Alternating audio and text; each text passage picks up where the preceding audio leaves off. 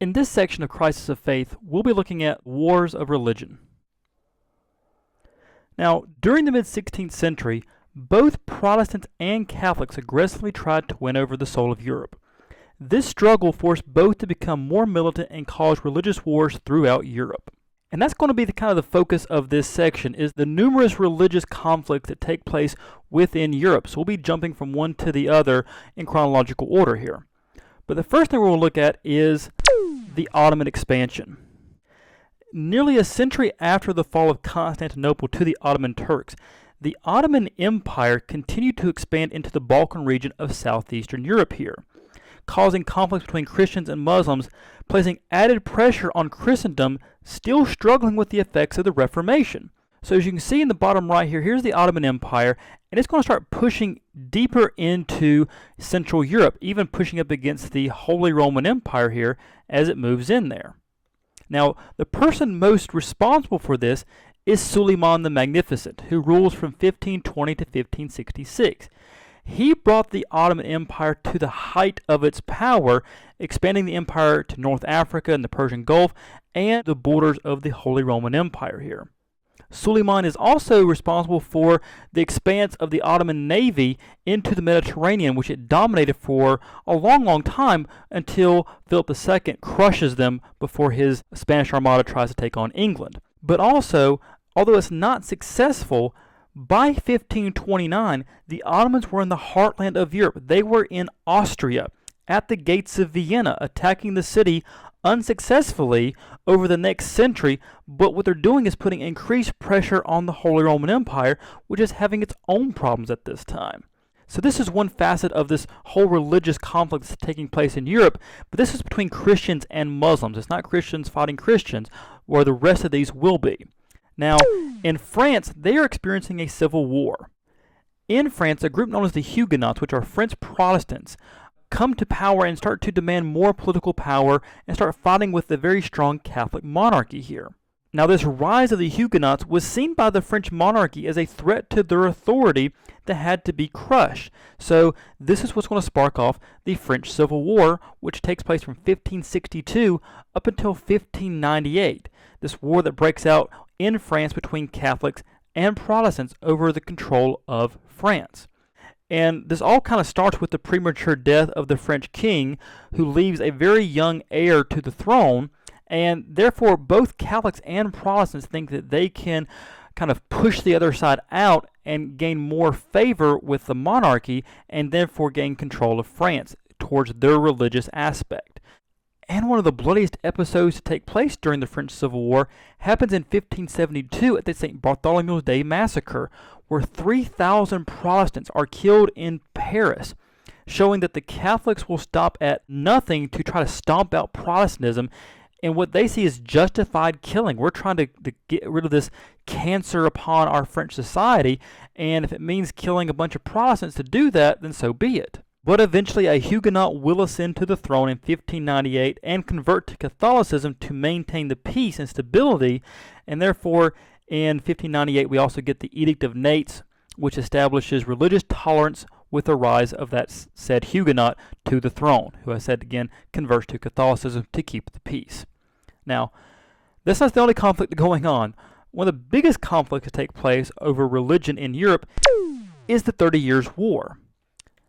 The German states had been at peace since the Peasants' War that took place in the early 16th century that had established the Peace of Augsburg, which basically states, he who rules determines the religion, therefore allowing both Catholics and Lutherans to rule their individual kingdoms within the Holy Roman Empire.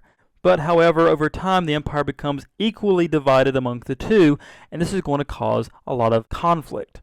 Now, the 30 Years' War becomes the bloodiest war in Europe up until the Napoleonic Wars of the 1800s.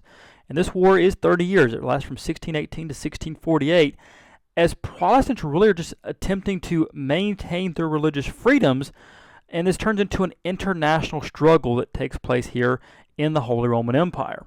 Now, all major European nations will be involved by the war's end, except for England. England kind of stays out of this continental war, and it's allowed to, since it's an island nation. It doesn't have to be involved in this necessarily.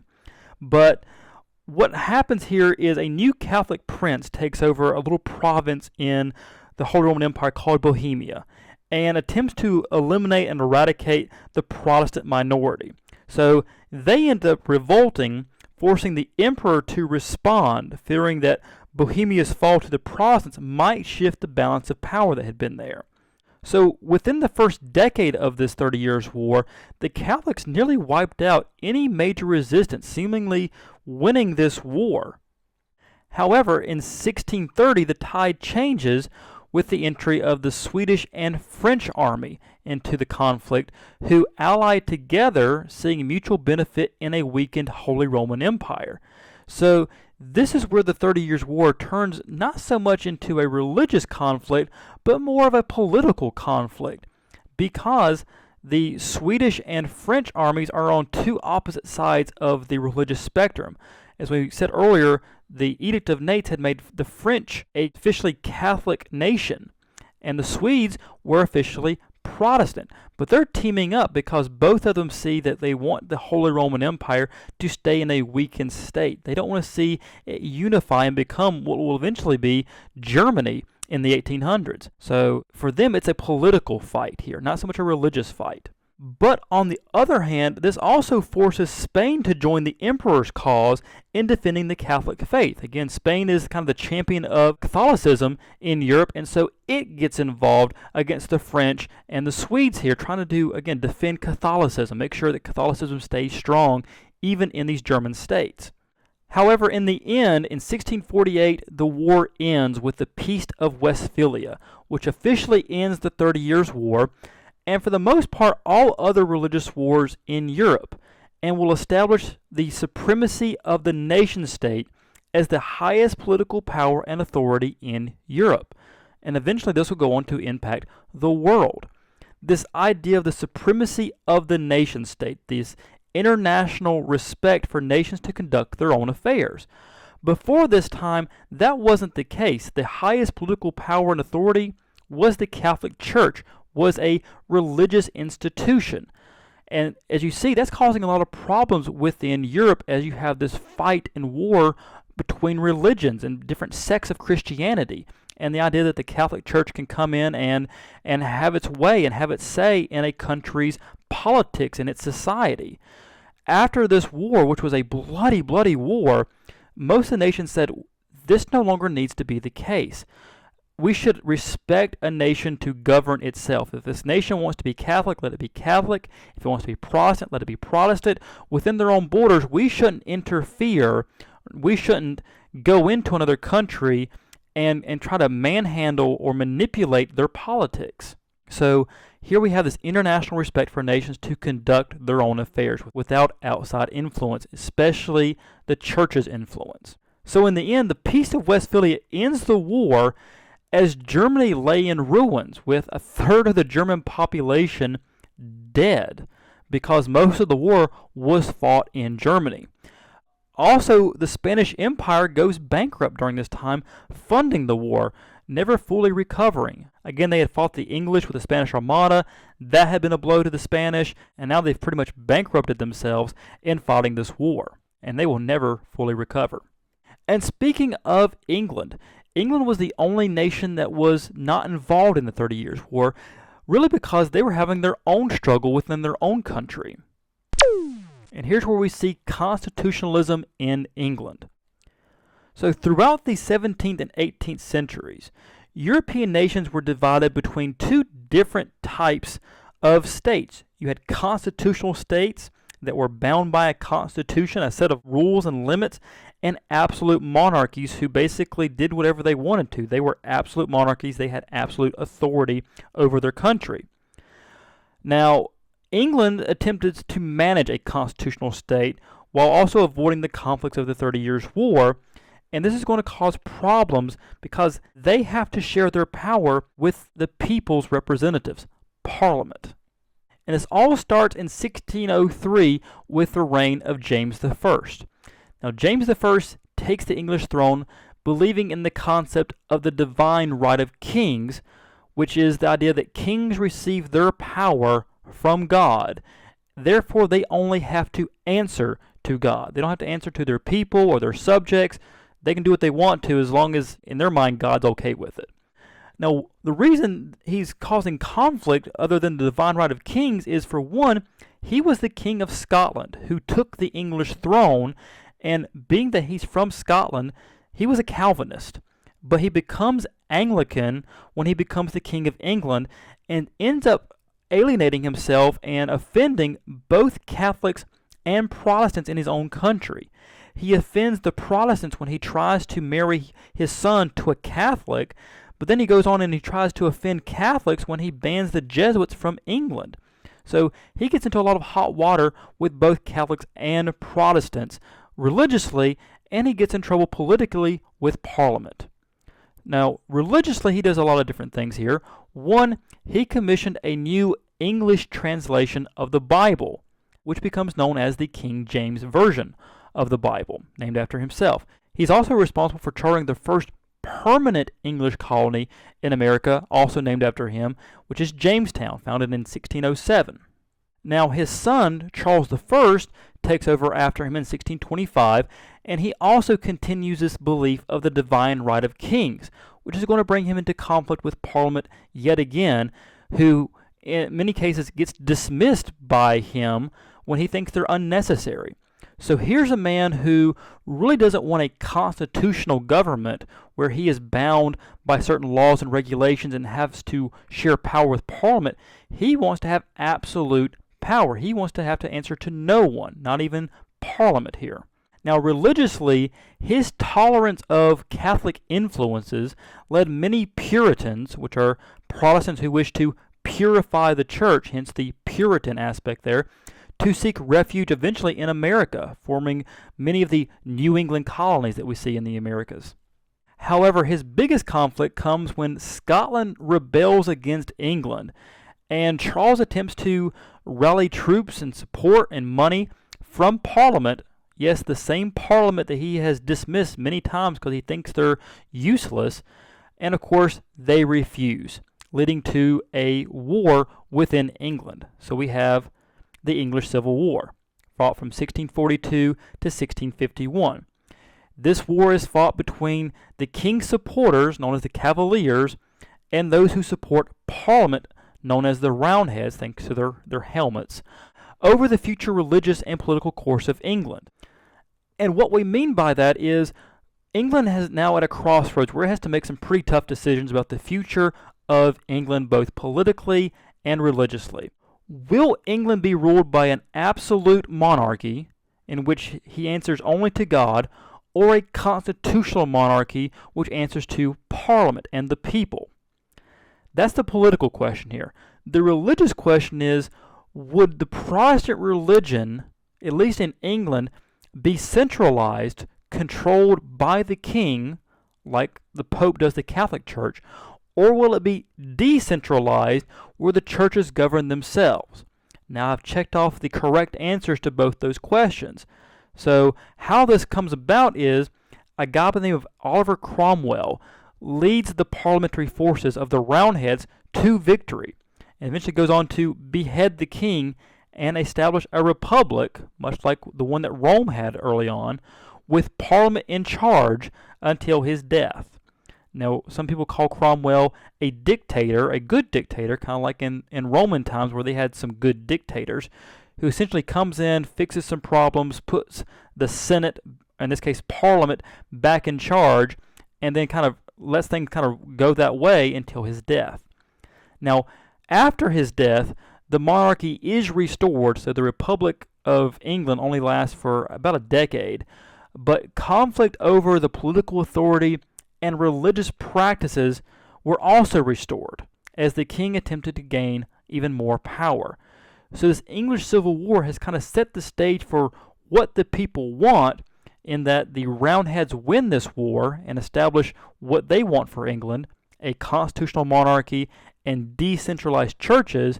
But when the monarchy comes back and is restored, those monarchs want to go back to the way it was before the English Civil War. And that's not going to happen because Parliament was unwilling to give up political power that they had gained during the English Civil War. So Parliament has to react to these new monarchs who want to take it back to the way it was before the war. And so what takes place is known as the Glorious Revolution, which takes place from 1688 to 1689, in which Parliament invites William of Orange. Orange is a province of the Netherlands. He is the king's son-in-law. He's married to the king's daughter. So Parliament invites this guy who has some claim to the throne if the king was gone, to invade England and replace the king. So what ends up happening is William invades England, and the king, King James II, sends out his troops to meet William and his invading army. But instead of attacking William, the king's troops actually join William, as Parliament declares William and his wife Mary the new rulers. So when the king's troops join William's, there is no war, there is no bloodshed. That's why we call this the Glorious Revolution. Typically, revolution means dramatic change, and in most revolutions that we find, whether it be the American Revolution, the French Revolution, the Russian Revolution, those changes come with bloodshed, with a lot of death and killing to bring about that change. In this case, this is the Glorious Revolution. There's no bloodshed. There's dramatic change here in the sense of there is a new power and authority on the English throne. And what's so revolutionary about that is that the power that these new monarchs, William and Mary, have was granted to them by Parliament, not God. Parliament invited them. William was able to basically take on the king's troops, incorporate them into his own troops. The king ends up having to flee. He flees to, I believe, France to escape any kind of death or persecution from William. And it is Parliament that says, you are now our new king. So the power that these new monarchs, William and Mary, have is given to them by the people, by Parliament, not God. And so now we have the reign of William and Mary, who become joint rulers and go on to sign something known as the English Bill of Rights, the rights of the people. And also, what's more important about William and Mary is that they end the divine right of kings, at least in England. Before, the kings thought that they gained their power divinely from God and only had to answer to God. But now, these two rulers, William and Mary, got their power from Parliament and now have to answer to Parliament and the people. So this will not only be revolutionary and change England, but will also go on to affect the Americas. But as we said earlier, there were two different types of governments and states that divided Europe: constitutional states and absolute monarchies. So now we're going to go back to France and look at absolutism in France. Now, France, unlike England, did not abandon the divine right of kings, but adopted instead a view called absolutism, favoring the absolute monarchs, which were the kings who wielded absolute authority and answered to no one. And this really kicks off with a guy named Cardinal Richelieu, who is the head advisor to the French monarchy, whose job really is to weaken the power of the nobility, creating a bureaucracy of local commoners to positions of power. He is the one that involves France in the 30 Years' War, where France became very, very rich and very, very powerful, and all that wealth and power doesn't get divided equally amongst the rich and the nobility, but instead goes directly to one source, and that's going to be the king. He establishes the idea that the king is the power of France. And where this really, really takes off is in 1643, when Louis XIV kind of inherits that mentality and becomes the King of France, who believed, again, in that divine right of kings, becoming a king at age 5, and will have the longest reign in European history at 72 years that he was on the throne.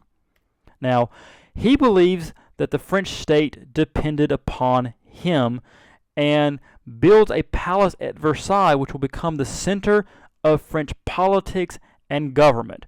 If you wanted to do anything, if you wanted to be close to the king, you had to be at his pleasure palace that he built there at Versailles, which is a few miles outside of Paris. He is responsible for the phrase, "I am the state." in the idea that what France is what I am. What France does is what I do. He is an absolute monarch who rules with absolute power and authority. And speaking of his Palace of Versailles that you see there, here's kind of the back view of the Palace of Versailles. It has hundreds of fountains and gardens and trees and rooms all throughout this massive palace. If I'm not mistaken, it is the largest palace in Europe and maybe even in the Western world here. Huge palace that you see. Here's just the back view of it. Here's the little town of Versailles. Paris is a few miles away. This is his pleasure palace that took him more than his reign. This palace was added on to through the next few kings, but he's the one that started this palace, this humongous palace that you see here. Now, through him, France and French culture will go on to dominate Europe to the point where French replaces Latin as the largest language spoken by most governments. Most people in Europe started to adopt French culture as part of their culture. So you can start to see that France becomes this huge entity and governmental and political entity within Europe, dominating pretty much anything that goes on in Europe. And a lot of that is the doings of Louis XIV here. Also, French population becomes the largest in Europe. The population of France explodes, and the biggest thing that this does is allows France to maintain one of the largest armies. Being that they have the largest population, they can afford to have more troops than any other nation in Europe, which gives them, again, tremendous amount of power to not only dominate Europe culturally, but militarily. And this will carry on for several centuries. Now, in the end, the religious wars of Europe left Christendom divided between Catholics and Protestants, still trying to win over and compete for souls of Europe. In addition, Europe was still split between constitutional and absolute monarchies, which began to raise questions regarding political authority, which would be addressed in the Age of Enlightenment.